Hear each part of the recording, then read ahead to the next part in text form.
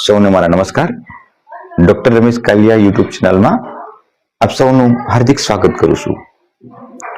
GPSC class 1-2 અધિકારીની exam હોય કે હાલ જે પીએસઆઈ અને પોલીસ કોન્સ્ટેબલની એક્ઝામની તૈયારી કરતા કે દરેક સ્પર્ધાત્મક પરીક્ષામાં વારંવાર કરંટ અફેર્સ પૂછાય છે અને આપણે આ કરંટ અફેર્સની જે સિરીઝ શરૂઆત કરી છે તેમાં આજે આપણે આગળ વધીએ અને આ અંતર્ગત આપણને આંતરરાષ્ટ્રીય ઘટનાઓ, રાષ્ટ્રીય ઘટનાઓ, સ્પોર્ટ્સ, ગુજરાત સરકારની વિવિધ યોજનાઓ, કેન્દ્ર સરકારની વિવિધ યોજનાઓ અંતર્ગત વારંવાર દરેક સ્પર્ધાત્મક પરીક્ષાઓમાં પ્રશ્નો પૂછાતા હોય છે અને પરિણામ સ્વરૂપે આપણે આ વિડીયો દ્વારા કરંટ અફેર સિરીઝની શરૂઆત કરી છે અને પરિણામ સ્વરૂપે આજે આપણે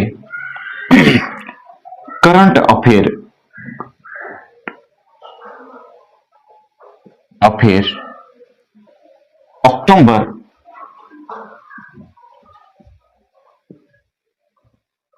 થી ડિસેમ્બર 2025 સુધીની જે વિવિધ ઘટનાઓ રહેલી છે તેમાં આજે આપણે ભાગ નંબર 3 ની સિરીઝ જોઈશું, જેથી કરીને વિદ્યાર્થીઓને સરળતાથી માહિતી પ્રાપ્ત થઈ શકે અને ખૂબ જ ઇમ્પોર્ટન્ટ અને આઈએમપી પ્રશ્નોની માહિતી પણ મળી શકે. વર્ષ 2025માં આયોજિત 13મા આઈસીસી વિશ્વ મહિલા કપ ભારતીય ક્રિકેટ મહિલા ટીમે દક્ષિણ આફ્રિકાની ટીમ સામે વિજય મેળવ્યો છે. આ સમયગાળા દરમિયાન ભારતીય ક્રિકેટ મહિલા ટીમના કેપ્ટન હરમનપ્રીત રહેલા હતા, જ્યારે ભારતીય મહિલા ટીમના કોચ અમોલ મજુમદાર હતા. હાલમાં પર્યાવરણ સંરક્ષણ બાબતે અરવલ્લી પર્વત બચાવો જન આંદોલન શરૂ થયું હતું. પર્યાવરણ, વન અને જળવાયુ પરિવહન મંત્રાલય દ્વારા અરવલ્લી ગ્રીન વોલ પ્રોજેક્ટની હાલમાં શરૂઆત કરવામાં આવી છે. 25 ડિસેમ્બર પૂર્વ વડાપ્રધાન અટલ બિહારી વાજપેયીના જન્મદિવસ સુશાસન અંતર્ગત ઉજવવામાં આવે છે અને તે અંતર્ગત ગુજરાત સરકાર દ્વારા નવી 3 પોલિસી ઘડવામાં આવી છે. તેમાં એક Gujarat integrated renewable energy policy, 2 Gujarat pumped storage project policy અને number 3 Gujarat green hydrogen policy.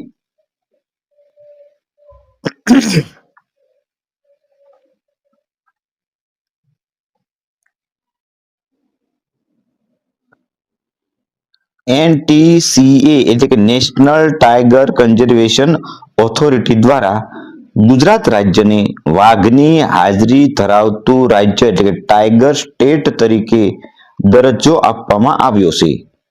વાઘ દાહોદ જિલ્લાના રતનમહાલ વન્યજીવન અભયારણ્યમાં જોવા મળેલ છે. ગુજરાત વહીવટી સુધારણા પંચના અધ્યક્ષ હસમુખભાઈ અઢિયા દ્વારા 6થો અહેવાલ ગુજરાતના મુખ્યમંત્રી ભૂપેન્દ્રભાઈ પટેલને સોંપવામાં આવ્યો છે. જામનગર રાજ્યના રાજા ધ ગુડ મહારાજા તરીકે ઓળખ ધરાવતા જામ સાહેબ દિગ્વિજયસિંહજીના સ્ટેચ્યુનું ઇઝરાયલમાં અનાવરણ કરવામાં આવ્યું છે, કારણ કે રાજા દિગ્વિજયસિંહે બીજા વિશ્વયુદ્ધના સમયગાળા દરમિયાન તેમને યહૂદી લોકોને આશ્રય આપ્યો હતો અને તે જગ્યા એટલે આજની બાલાછડી કે જ્યાં બાળકોને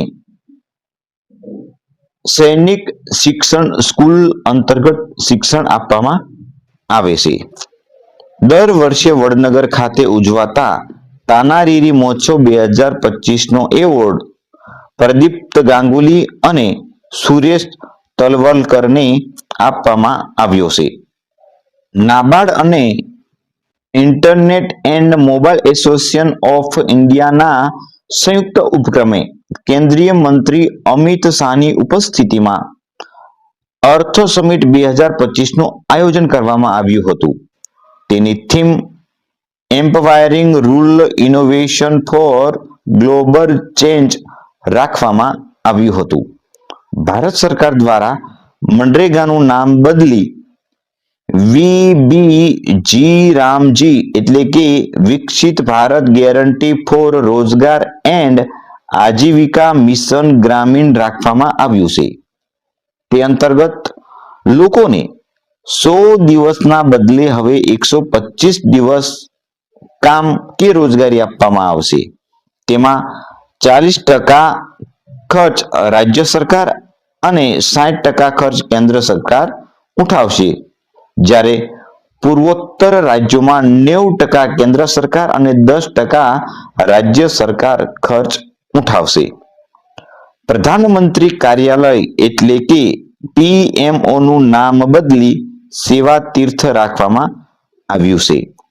તેની સાથે જ રાજ્યમાં રહેલ રાજભવન એટલે કે રાજ નિવાસ કે જે રાજ્યપાલનું નિવાસ સ્થાન ગણવામાં આવે છે તેનું લોકભવન કે લોક નિવાસ તરીકે નામ રાખવામાં આવ્યું છે, જ્યારે સેન્ટ્રલ સેક્રેટરીને કર્તવ્ય ભવન તરીકે હવે પછી ઓળખવામાં આવશે. સંસદમાં 130માં સંશોધિત બિલ 2025 મુજબ કેન્દ્ર સરકાર, રાજ્ય સરકાર કે કેન્દ્ર શાસિત પ્રદેશોના કોઈ પણ મંત્રી કે વડાપ્રધાન 5 વર્ષ કે તેથી વધારે વર્ષની સજા ભોગવવા પાત્ર ગુનામાં જો સતત 30 દિવસ સુધી જેલમાં કેદ રાખવામાં આવશે તો તેમને 31મા દિવસે પોતાના પદેથી રાજીનામું આપવું પડશે કે તેમને હટાવવામાં આવશે. 131માં બંધારણીય સુધારા બિલ 2025માં પંજાબ અને હરિયાણા રાજ્યની રાજધાની ચંદીગઢ શહેરને સીધા કેન્દ્ર સરકારની દેખરેખ નીચે મૂકવામાં આવશે તેવું હાલ નક્કી કરવામાં આવેલું છે. વર્ષ 2025માં વૈશ્વિક મીડિયા બ્રાન્ડ ટાઈમ દ્વારા એઆઈની દુનિયામાં સૌથી પ્રભાવશાળી વ્યક્તિઓની યાદી બહાર પાડવામાં આવી છે. તેમાં મૂળ ભારતીય અને કોગ્નિઝન્ટ સીઈઓ રવિ કુમાર સિંઘી શેટ્ટીની તેમાં સમાવેશ કરવામાં આવ્યો છે. 5 સપ્ટેમ્બર 2025ના રોજ રાષ્ટ્રીય શિક્ષક દિવસ અંતર્ગત દિલ્હી ખાતે દ્રૌપદી મુર્મુ દ્વારા દેશના કુલ 45 શિક્ષકોને રાષ્ટ્રીય પુરસ્કાર આપી સન્માનિત કરવામાં આવ્યા છે. તેમાં ગુજરાતના 4 શિક્ષકોનો સમાવેશ થાય છે. તેમાં એક હિરેનભાઈ શર્મા, હિતેશભાઈ ભુંડિયા, અમિતભાઈ દ્વિવેદી અને ભાવિનીબેન દેસાઈનો સમાવેશ થાય છે. વર્ષ 2026માં ભારતમાં સૌપ્રથમ 5150મી ટ્રાયથલોન તમિલનાડુ રાજ્યમાં આયોજિત થશે. ભારત દેશનો મહિલા હોકી એશિયા કપ 2025 ચીન સામે 4-1થી હાલ પરાજિત થયો છે.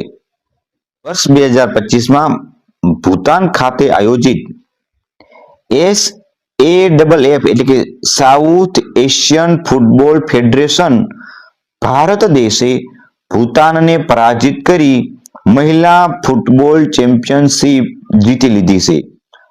8 સપ્ટેમ્બરના રોજ આંતરરાષ્ટ્રીય સાક્ષરતા દિવસની ઉજવણી કરવામાં આવે છે.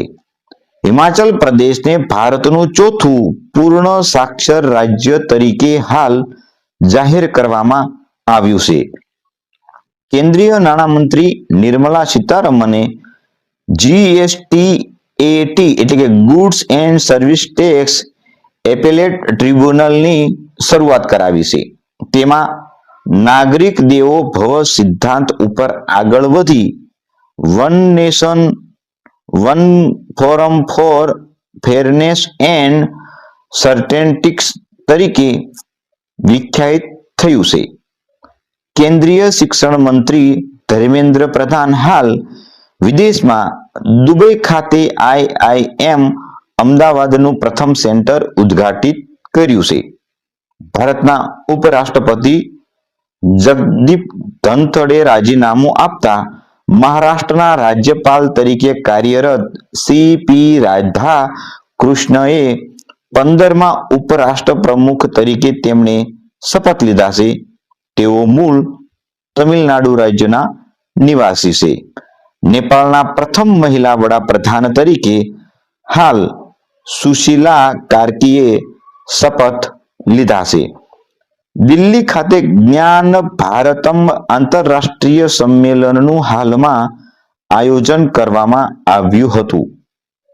હાલમાં યુનેસ્કો દ્વારા ભારતના 7 સ્થળોને વિશ્વ ધરોહરમાં સ્થાન આપવામાં આવ્યું છે. તેમાં એક સેન્ટ મેરી ટાપુ સમૂહ જે કર્ણાટક રાજ્યમાં આવેલો છે. નંબર 2 નાગા હિલ ઓફિયોલાઇટ જે નાગાલેન્ડ રાજ્યમાં આવેલું છે. 3 વર્કલાતીની પ્રાકૃતિક વિરાસત જે કેરળ રાજ્યમાં આવેલું છે. 4 તિરુમાલા પર્વત જે આંધ્રપ્રદેશમાં આવેલ છે. 5 ઈરરામટ્ટી દિબ્બાલુની પ્રાકૃતિક ધરોહર જે આંધ્રપ્રદેશ રાજ્યમાં આવેલું છે. 6 મેઘાલયમ યુગની ગુફાઓ જે મેઘાલય રાજ્યમાં આવેલું છે. અને 7 પંચગની અને મહાબળેશ્વરમાં ડેક્કન ટ્રીપ્સ જે મહારાષ્ટ્ર રાજ્યમાં આવેલ છે.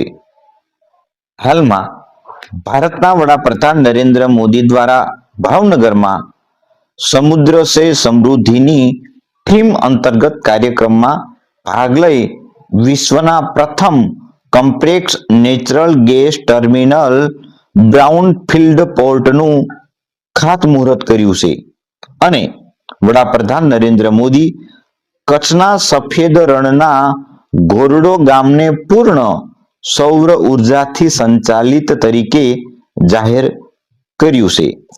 વર્ષ 2025માં NIRF એટલે કે નેશનલ ઇન્સ્ટિટ્યૂટ રેન્કિંગ ફ્રેમવર્ક દ્વારા રેન્કિંગ જાહેર કરવામાં આવ્યા છે. તેમાં ટોપ 100માં ગુજરાત યુનિવર્સિટીનો સમાવેશ કરવામાં આવ્યો છે.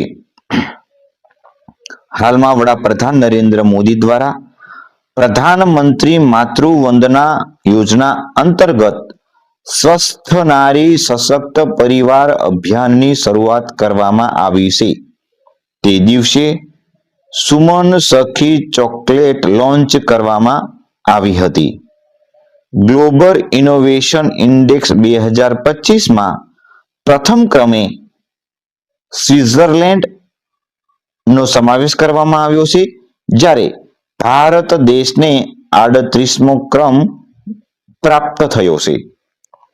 નેશનલ ક્લીન એર પ્રોગ્રામ અંતર્ગત આયોજિત સ્વચ્છ વાયુ સર્વેક્ષણ 2025 અંતર્ગત શ્રેષ્ઠ પ્રદર્શન કરનાર શહેર તરીકે ઇન્દોર જે મધ્યપ્રદેશનું છે તેનો સમાવેશ થયો છે, જ્યારે ગુજરાતના સુરત શહેરનો 3જા ક્રમે સ્થાન પ્રાપ્ત થયું છે અને તે ગુજરાતના પ્રથમ શહેર તરીકે પણ સ્થાન પ્રાપ્ત કરેલ છે. હાલમાં દિલ્હી ખાતે કેન્દ્રીય અન્ન પ્રક્રિયા ઉદ્યોગ મંત્રાલય દ્વારા વૈશ્વિક ખાદ્ય ઇવેન્ટ વર્લ્ડ ફૂડ ઇન્ડિયા 2025નું આયોજન કરવામાં આવ્યું હતું.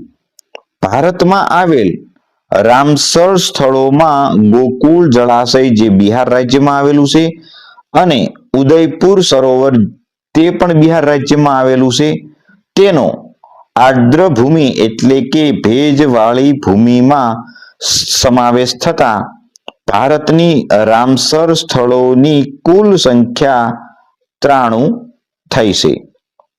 ચંદીગઢમાં આવેલ એરફોર્સ સ્ટેશન ખાતે ભારતીય વાયુસેનાએ આઇકોનિક MiG-21 એટલે કે મિકોયાન ગુરેવિચ યુદ્ધ વિમાનને હાલમાં નિવૃત્ત જાહેર કર્યું છે. દિલ્હીમાં આવેલ જવાહરલાલ નહેરુ સ્ટેડિયમમાં 12મી WPAC એટલે કે વર્લ્ડ પેરા એથ્લેટિક્સ ચેમ્પિયનશિપનું આયોજન કરવામાં આવ્યું હતું. ભારત સરકારના પશુપાલન અને મત્સ્ય ઉદ્યોગ વિભાગ દ્વારા ઊંટની વસ્તી બચાવવા માટે રાષ્ટ્રીય ઊંટ સ્થિરતા પહેલની શરૂઆત કરવામાં આવી છે. ભારત વન્યજીવો પ્રવાસન વિભાગ દ્વારા મધ્યપ્રદેશમાં આવેલ કુન્નો નેશનલ પાર્કમાં ભારતની પ્રથમ ચિત્તા સફારીની શરૂઆત કરવામાં આવેલ છે. હાલમાં નોર્વેમાં IWF એટલે કે ઇન્ટરનેશનલ વેટરલિંગ લિફ્ટ ફેડરેશન 2025 નું આયોજન કરવામાં આવ્યું હતું. ભારત દેશે અમેરિકા અને રશિયા બાદ વાયુસેના બાબતે ત્રીજો ક્રમ પ્રાપ્ત કરેલ છે, જે ભારત દેશની સુરક્ષા માટે ખૂબ જ ઇમ્પોર્ટન્ટ ગણવામાં આવે છે. ગુજરાત પ્રદેશ ભાજપ પ્રમુખ CR પાટીલની જગ્યાએ હાલમાં જગદીશ વિશ્વકર્માની નિયુક્તિ કરવામાં આવી છે. ગુજરાત સરકારના મુખ્ય સચિવ પંકજભાઈ દેસાઈ હાલ નિવૃત્ત થતા તેની જગ્યાએ MK દાસની નિયુક્તિ કરવામાં આવી છે. વડાપ્રધાન નરેન્દ્ર મોદીના જીવન આધારિત મેરા દેશ પહેલે નાટ્ય સ્વરૂપે ગિફ્ટ સિટી ગાંધીનગર ખાતે આયોજન કરવામાં આવ્યું હતું. કેન્દ્રીય નાણામંત્રી નિર્મલા સીતારામન દ્વારા ગાંધીનગરથી રાષ્ટ્રવ્યાપી આપકી પૂંજી આપકા અધિકાર અભિયાનની શરૂઆત કરવામાં આવી છે. અમદાવાદ ખાતે 2 દિવસીય નેશનલ અર્બન કોન્ક્લેવ અને મેરલલ સમિટનું હાલ આયોજન કરવામાં આવેલું છે. હાલમાં ચેન્નઈ નજીક ભારતનું પ્રથમ મેરીટાઈમ સિમ્યુલેશન સેન્ટરનું હાલ ઉદ્ઘાટન કરવામાં આવેલું છે. યુવાનો માટે કેન્દ્ર સરકાર દ્વારા કેન્દ્રીય મંત્રી મનસુખ માંડવિયાએ માય ભારત એપ લોન્ચ કરી છે. IT મંત્રાલય દ્વારા UID એટલે કે unique identification authority of India દ્વારા ડિજિટલને પ્રોત્સાહન આપવા માટે સીતા એટલે કે scheme of innovation and technology association with Aadhaar launch કરવામાં આવેલ છે. આમ તમને જો અમારો વિડીયો ગમ્યો હોય તો પોલીસ કોન્સ્ટેબલ, PSI, GPSC કે અન્ય સ્પર્ધાત્મક પરીક્ષાઓની તૈયારી કરતા મિત્રો સાથે ખાસ શેર કરજો.